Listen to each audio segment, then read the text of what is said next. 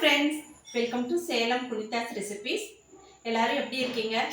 எல்லாரும் ரொம்ப நல்லா இருப்பீங்கன்னு நம்புறேன். நான் வீடியோ போட்டு ரொம்ப நாள் ஆச்சு. எதனாலன்னா நம்ம SPR ஹோம்மேட் மசாலாவில் தீபாவளி ஆஃபர் கொடுத்துட்டு இருக்கோங்க. நம்ம தீபாவளி ஆஃபரை 20% எல்லா மசாலாவுக்குமே கொடுத்துட்டு இருக்கோம். அந்த ப்ரிப்ரேஷனில் இருக்கிறதுனால என்னால் வீடியோஸ் போட முடியல. இனிமேலும் ரெகுலராக போடுறதுக்கு ட்ரை பண்ணுறேங்க. ஏன்னா நிறைய இதில் ஒர்க் இருக்கிறதுனால எனக்கு வீடியோஸ் எடுக்கவே டைம் இருக்கிறதில்ல. உங்களுக்காக புது புது ரெசிபியாக போடுறதுக்கு ட்ரை பண்ணுறேன்.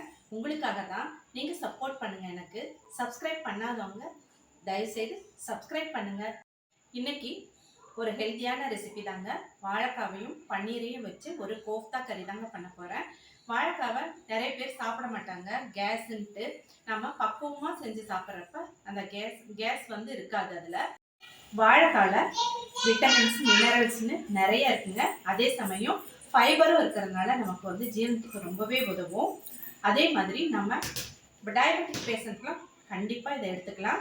ஏன்னா பிளட் சுகர் லெவலை கம்மி பண்ணும். அதே மாதிரி நமக்கு பன்னீரில் நல்ல நிறைய ப்ரோட்டீன் இருக்குது.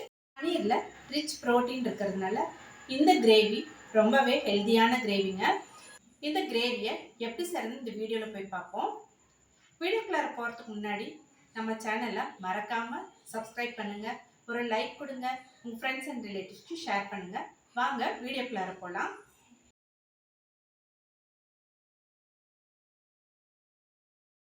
ஃப்ரெண்ட்ஸ், கிரேவி பண்ணுறதுக்கு பன்னீர் 400 கிராம் எடுத்துகிட்ருக்கேன். 2 வாழைக்காய் எடுத்துகிட்ருக்கேன். இப்போது இந்த வாழைக்காவை ஆவியில் வேக வச்சு எடுத்துகிட்டு வந்துடலாம். தண்ணி கொதிக்குது. வாழைக்காவை எப்படி வச்சுக்கலாம், ஒரு 10 நிமிஷம் வேக வச்சு எடுத்துக்கலாம். பன்னீரை இந்த மாதிரி சின்ன சின்னதாக கட் பண்ணிவிட்டு மிக்ஸி ஜாரில் சேர்த்துக்கலாம். அரைச்சிட்டு வந்துடலாம். பாருங்கள், இந்த மாதிரி நம்ம நல்லா நைஸாக அரைச்சிக்கலாம். வாழைக்காய் வெந்துருச்சு. தோலை சீவிட்டு நாம் துருவி வச்சுக்கலாம். இப்போது இது கூட பாருங்கள், இந்த மாதிரி துருவனை வாழைக்காவை சேர்த்துக்கலாம்.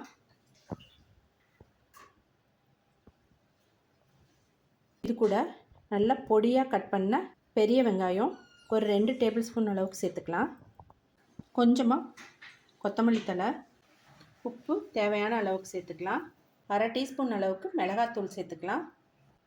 கொஞ்சமாக மஞ்சள் தூள் சேர்த்துக்கலாம். 1/4 டீஸ்பூன் அளவுக்கு இஞ்சி பூண்டு சேர்த்துக்கலாம். இது எல்லாத்தையுமே நம்ம நல்லா மிக்ஸ் பண்ணிக்கலாம். இப்போது இது கூட பைண்டிங்காக ஒரே 1 டீஸ்பூன் அளவுக்கு கடலை மாவு சேர்த்துட்ருக்கேன். இப்போது இதை நம்ம தேவையான ஷேப்பில் தேவையான சைஸில் நம்ம உருண்டை பிடிச்சிக்கலாம்.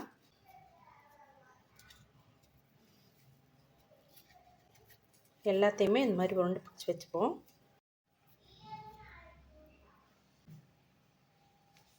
ஒரு பெரிய முடி தேங்காய், 10-12 முந்திரி, இதை நைஸாக அரைச்சிக்கலாம்.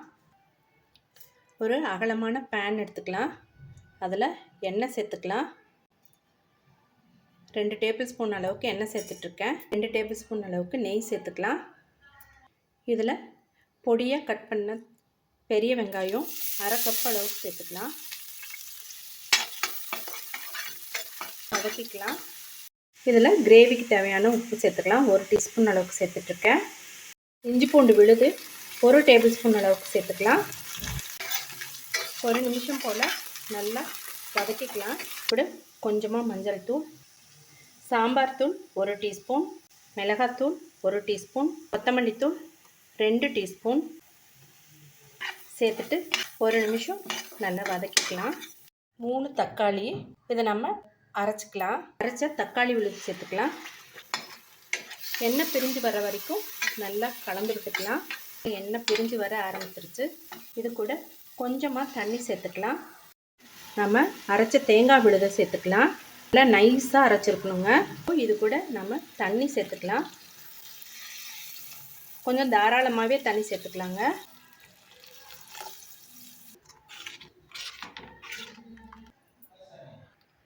இது இப்படியே ஒரு 10 நிமிஷம் கொதிக்கட்டுங்க.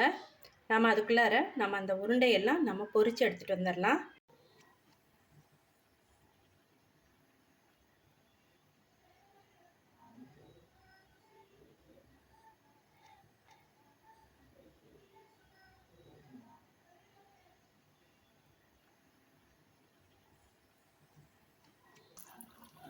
நல்லா கோல்டன் ப்ரௌன் கலரில் வர வரைக்குமே நம்ம பொரிச்சு எடுத்துக்கலாம்.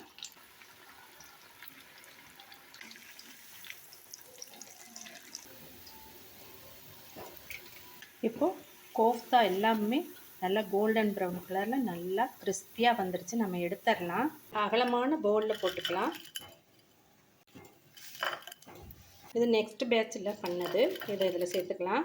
ஃபஸ்ட் பேட்சில் பண்ணது கால்வாசி காணாமல் போயிடுச்சு. நல்லா கிறிஸ்பியாக டேஸ்டியாக இருந்ததுனால எல்லாம் எடுத்து சாப்பிட்டாச்சு. கிரேவி நல்லா கொதிச்சிட்ருக்கு. இல்லை நம்ம ஒரு 2 டேபிள் ஸ்பூன் அளவுக்கு புளிக்கரைசல் சேர்த்துக்கலாம். புளிக்கரைசல் சேர்த்துனா சாதத்தோடு பிசைஞ்சு சாப்பிட்டவும் சூப்பராக இருக்கும். நம்ம இட்லி, தோசை, புல்கா, நான், சப்பாத்தி, பரோட்டா எல்லாத்துக்குமே நல்லா இருக்குங்க இந்த கிரேவி. கொத்தமல்லி தழை தூவிக்கலாம். பொரிச்ச கோஃப்தாவை கிரேவியில் போட்டுக்கலாம். தனித்தனியாக போடணும். இந்த கோஃப்தா எல்லாமே கிரேவியை அப்சர்வ் பண்ணிக்கும். இன்றைக்கி நான் சாதத்தோடு கலந்து சாப்பிட்றதுக்காக செஞ்சதுனால இன்றைக்கி நான் கொஞ்சமாக புளி சேர்த்துருக்கேன். ஆனாலும் இது இட்லி, தோசை எல்லாத்துக்குமே ரொம்பவே நல்லாயிருக்கும். சப்பாத்தியோடையும் சூப்பராக இருக்குங்க. கொஞ்சம் கருவேப்பிலை சேர்த்துக்கலாம். சூப்பராக நமக்கு பன்னீர் வாழைக்காய் கோஃப்தா கறி ரெடி ஆகிடுச்சு. நீங்களும் இதே மாதிரி வித்தியாசமாக ட்ரை பண்ணி பாருங்கள். ரொம்பவே நல்லாயிருக்கும்.